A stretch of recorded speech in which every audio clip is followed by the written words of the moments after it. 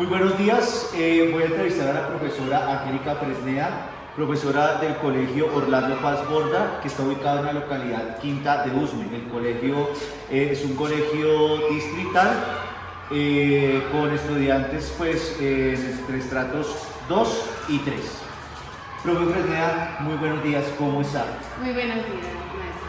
Profe, ¿en qué área de asignatura desarrolla su labor docente en la institución? ¿Y usted cuánto tiempo lleva trabajando en temas relacionados con el Consejo Estudiantil y la formación de liderazgo de estudiantes? Bueno, yo soy maestra de Ciencias Sociales de la Universidad Pedagógica Nacional y ya como maestra, desde ese primer momento, inclusive ya realizando mis prácticas como docente, serían aproximadamente 25 años de mi labor docente trabajando con estudiantes siempre desde el gobierno escolar, pero también en algún colegio acompañé el proceso con Consejo de Padres. Maestra, desde su experiencia, que es bastante extensa y larga, ¿por qué considera importante fortalecer la autonomía y el desarrollo de pensamiento crítico en los estudiantes del Consejo Estudiantil? Lo más importante es brindarles herramientas para la vida, herramientas donde ellos encuentren maneras mucho más dialógicas para solucionar los problemas, donde desde el aprendizaje colaborativo, cooperativo, pues tenga la capacidad de trabajar en equipo para solucionar problemas. Y es que los problemas de una institución no los soluciona una sola persona, se solucionan justamente en equipo. Entonces, lo primero es educar para la vida.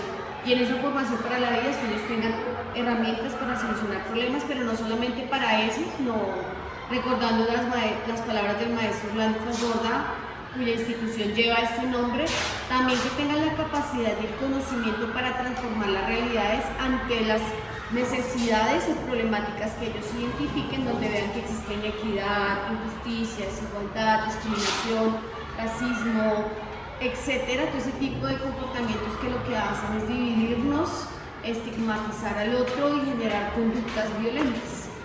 Formamos a los estudiantes también, creo, en una necesidad de una sociedad tan militarizada en la que nos encontramos, una historia colombiana envuelta en el conflicto del cual todavía no salimos y las secuelas resultan siendo más peligrosas incluso, hacia una sociedad de la no violencia. Cómo encontrar soluciones y alternativas al conflicto armado colombiano o a la desigualdad social, que son problemáticas que se le plantean a los estudiantes que se deben abordar desde el pensamiento crítico. Entonces, uno tendría que ver con la necesidad de la manera dialógica para solucionar problemas. Dos, la necesidad de transformar las realidades de nuestro país. Yo siempre le digo algo a mis estudiantes y es, este no es el mundo que les tocó vivir, es el mundo que les toca cambiar. Y ha hecho mella en muchos de mis estudiantes porque ven la necesidad que no es quedarse conforme frente a las situaciones que yo identifico que generan indignación, molestia y que atacan la dignidad, sino es qué vamos a hacer ahora para transformar esas realidades. Es también la construcción de ciudadanos antipensantes mucho más activos y proactivos en la mejora de las condiciones en las que nos encontramos. Y es que esta ciudadanía pasiva, que inclusive ni siquiera vota, también decirles que mediante la participación se pueden generar cambios. Como jóvenes, como estudiantes, pues la idea es darles esos espacios de participación aquí para que esos espacios de participación continúen. Mira, profe, que hay un estudio que valdría la pena mirar, que es como la participación de las niñas, yo hablo más desde la equidad de género, que es otro tema que me apasiona. Cómo es que las niñas en los colegios siempre son las monitoras, siempre resultan siendo las que realizan los ejercicios, las candidatas a representantes académicas, bueno, y una serie de cargos que también por una serie de estereotipos han sido como llevados hacia allá, y entonces tenemos personeras, tenemos candidatas, pero ya su participación política en la universidad se reduce, porque es que a veces también hay que identificar qué tarea le estamos dando a los miembros y a los participantes y compañeras también dentro del gobierno escolar, porque yo estoy también dándoles unos roles allí que lo que hacen es aumentar esos estereotipos de género. Y luego ya en la universidad su participación es mínima, y hablamos de las brechas también que tenemos como mujeres, las escaleras de cristal, el techo de cristal, las escaleras rotas, y es que cada vez se le va haciendo más difícil a la mujer participar en política. Y luego tenemos que ya cuando son madres o ya más adelante en otros espacios de trabajo, como muchas se convierten en madres de familia, ya no cuentan con el tiempo para hacer un ejercicio político. Yo diría aquí, teniendo en cuenta lo anterior, que sí es necesario dar una perspectiva de género a la formación política a los estudiantes para generar mayores liderazgos femeninos. Muestra de ello que en nuestro Congreso solamente contamos con el 33% de mujeres, cuando acá tenemos que empezar a hablar desde la paridad, ¿sí? Creo que es algo que ha hecho falta todavía trabajar con los estudiantes. La necesidad del desarrollo, la autonomía no se aprende dejando ser. Creo que la autonomía justamente empieza como cuando ellos se plantean un plan de trabajo, se organizan, se dan unos cargos, se asumen unas tareas, pero ven la necesidad del trabajo cooperativo y colaborativo. Entonces, formar en autonomía es complejo, para eso hay que dar debates, hay que dar charlas, hay que mirar también ciertas figuras representantes de que podría ser un gobierno mucho más autónomo. Dentro del pensamiento crítico creo que no basta con la formación política o ciudadana que se les dé en el aula. Es necesario que estos estudiantes cuenten con otros escenarios de formación mucho más específicos, ¿sí? La necesidad, lo hablábamos con los estudiantes la clase pasada, frente a la baja participación de los jóvenes en política, frente a los consejos de juventud y cómo ganan ciertos grupos ante propuestas que deberían ser mucho más propositivas o renovadoras, y terminamos yendo a los partidos tradicionales. Y la respuesta del estudiante que me sigue generando ella es la necesidad. Si el mundo cambia, no podemos seguir actuando como actuamos hace mucho tiempo. Si es necesario abrir debates, es necesario analizar la problemática actual de Colombia, la internacional, o sea, estar actualizados y desde allí empezar a formar ese pensamiento crítico. Ojo, crítico está muy bien, y ese crítico que tiende a ser propositivo, generar cambios y transformaciones. Bueno, profe, ¿cuál ha sido el mayor reto que usted ha enfrentado aquí en el Colegio Orlando Faz Borda al trabajar con el Consejo Estudiantil frente a la falta de autonomía y esa falta de pensamiento crítico de los estudiantes? Pues yo le sumaría otras dos variantes, porque aquí ya estoy dando por sentado que no son autónomos y que no tienen pensamiento crítico, y si hay estudiantes que lo poseen.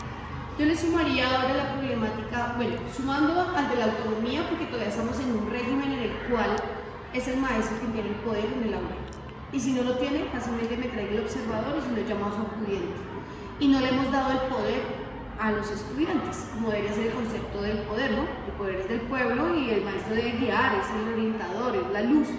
Más no es el ser autoritario donde se hace lo que yo quiero, es mi pequeño reino en donde yo soy el dictador de clases. Entonces, uno es cambiar las lógicas verticales de poder, que eso implica también reconocer otras formas de colocar el poder. O sea, el poder no solamente es el autoritarismo, el poder también tiene otras formas de manifestarse, comprenderlas, construirlas.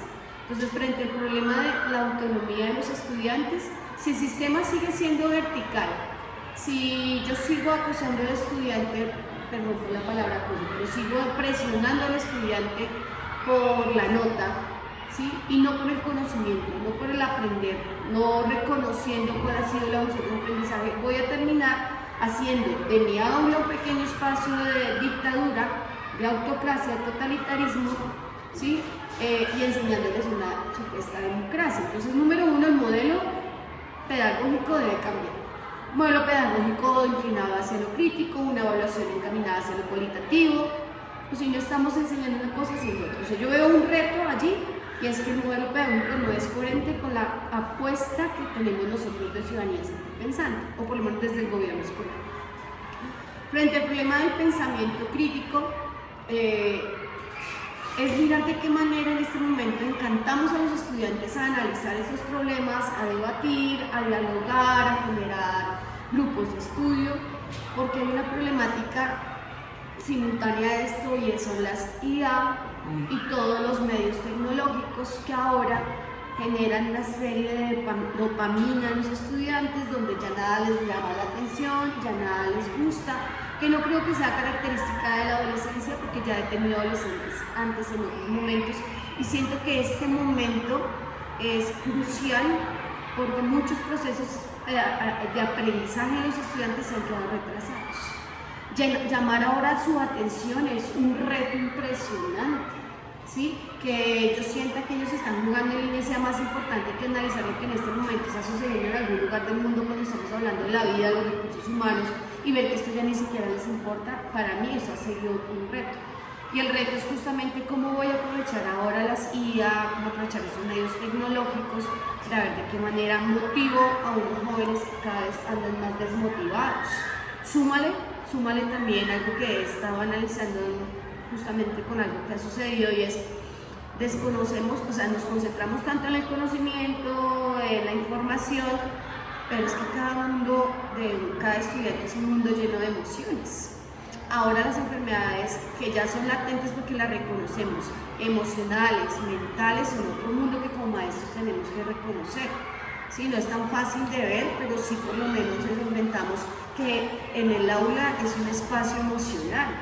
Como yo también estoy trabajando las emociones dentro del aula. Lo mencionaba, hay otra problemática que yo le sumo a la autonomía, al pensamiento crítico, y es justamente estos problemas o esta falta de enfoque de género en la formación de liderazgos, ¿sí? Vuelvo y repito, ¿qué roles les estamos dando a las niñas? ¿Cómo estamos abordando el problema de la violencia basada en género en el colegio desde el gobierno escolar?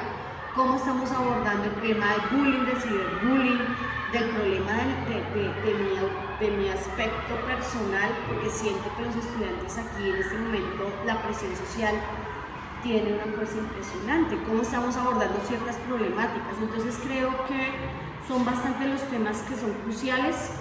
De retos tenemos muchísimos. Súmale que a sus problemas socioemocionales tenemos una sociedad también fracturada, deshumanizada, que lo único que quiere justamente es monetizar, donde ya el otro se está desdibujando en una perspectiva muy individualista. Entonces también estamos rodeados de un contexto que es complejo. Cada día siento yo no sé si estoy descastelada, también habría que hacer un análisis. ¿Qué pasa en los maestros?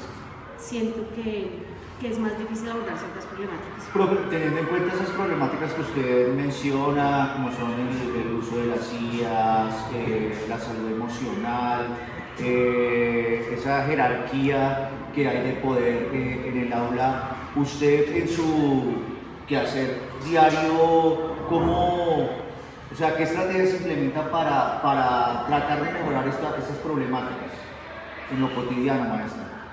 Bien, pues necesitaría contar con el apoyo, ¿no? Porque esto no solamente lo hacen los maestros de ciencias sociales, sino también tener en cuenta que el gobierno escolar, el consejo estudiantil, depende de todos los maestros y es una apuesta institucional.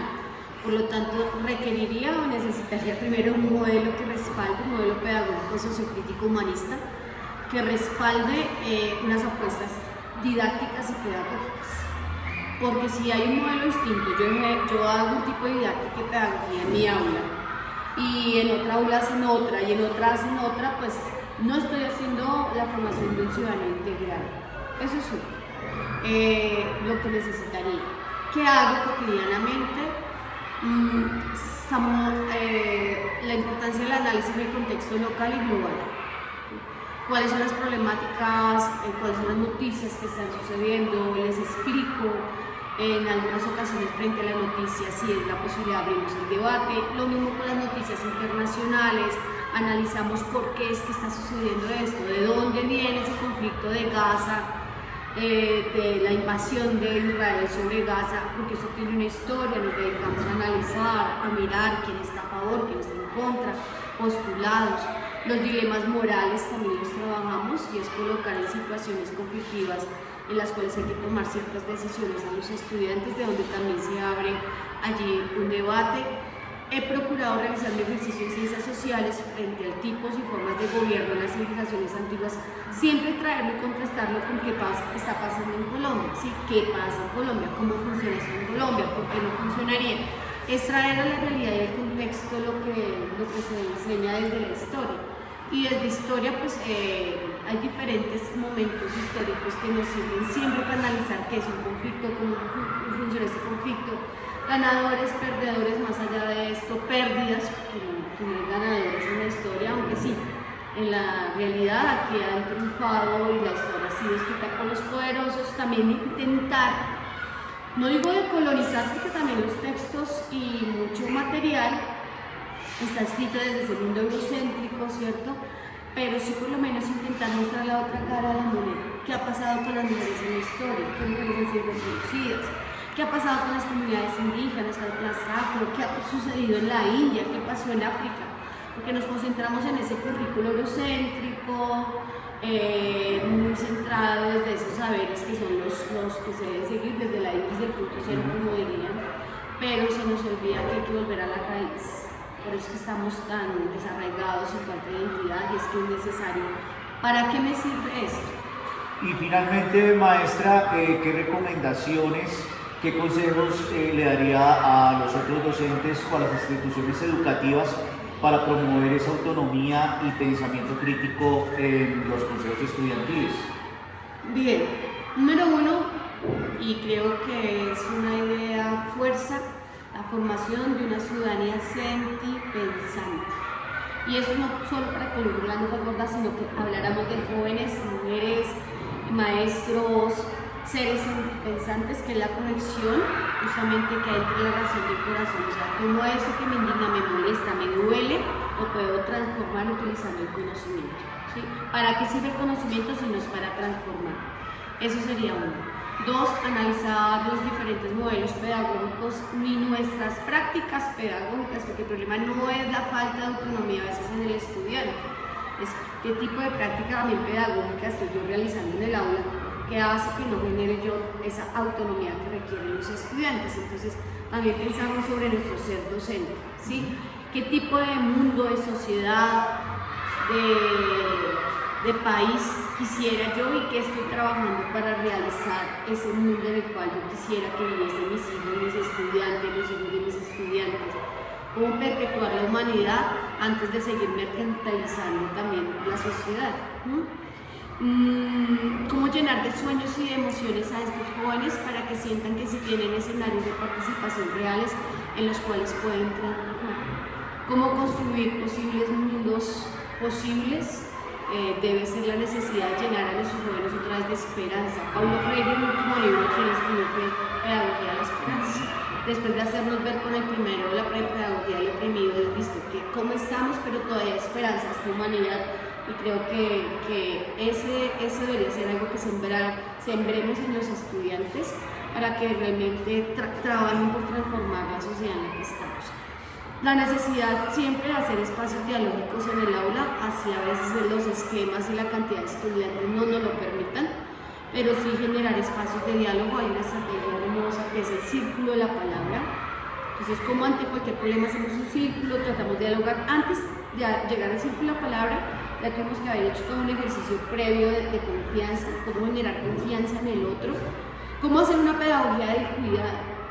El cuidado del otro, el cuidado de mí mismo, de mi ambiente, de mi entorno, el cuidado y la protección de los derechos de los demás, formación en derechos humanos, importantísima, tanto para docentes como para estudiantes, ampliar los espacios de participación en escenarios tan importantes como el manual de convivencia, como el sistema de evaluación institucional, donde los padres de familia y estudiantes tengan una participación real, donde sepan que sus ideas sí fueron tenidas en cuenta, teniendo en cuenta las sentencias, teniendo en cuenta toda la normatividad, porque no solamente ir allá, escriban lo que quieren y luego simplemente decimos no porque la norma no lo dice. O sea, que se generen espacios de participación, de diálogo, de debate, donde ellos y ellas puedan estar. La necesidad de incluir el enfoque de género en la formación política para tener mayores liderazgos femeninos, porque cuando nosotras tenemos también el poder, pensamos en políticas para mujeres y buscamos la equidad, ¿sí? Que esto ha sido malentendido y transformado porque el patriarcado no le interesa que las mujeres asuman el poder, no le interesa, porque es perder los privilegios con los cuales han contado un montón de años. Es un discurso que para algunos es recalcitrante, pero hasta que la sociedad no sea más equitativa y justa, no dejaremos de incomodar y seguiremos incomodando. Entonces sí es necesario tener en cuenta un enfoque y una perspectiva de derechos humanos y de género en las instituciones, sin el miedo de que entonces esto sea la ideología de género sin miedo de que esto sea entonces el adoctrinamiento, porque es que también en la sociedad en la que estamos y este discurso de derechas y de izquierdas nos ha llevado a que esos pensamientos que buscan la equidad y la igualdad los terminan llevando a los extremos, ¿no? Y es que hay que leerlo todo desde diferentes perspectivas. Cambiar los currículos de las instituciones, decolonizar la educación, cambiar los sistemas de evaluación, hacer una evaluación cualitativa donde el estudiante sea consciente de su proceso de aprendizaje y yo sea consciente del proceso de enseñanza del estudiante, donde no se cuantifique con una nota, donde no se clasifique, sino que realmente se cuantifique, ¿no? Donde él sienta que es también parte importante dentro de este proceso de enseñanza y de aprendizaje.